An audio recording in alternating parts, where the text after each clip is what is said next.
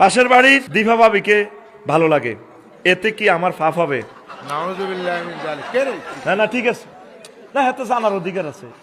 এরকম প্রশ্ন তো নবীজিরে করছে, নবী আমার একটা দিভা ভাবি আছে, প্রশ্ন করেন? না শুনেন না, আর আইতাল হামাবা সহিহ বুখারী হাদিস, ইয়া রাসূলুল্লাহ আমার অজ্ঞা ভাবি আছে, আর আইতাল হামাবা, আপনি দেবর ভাবির সম্পর্কে কি জবাব দেন?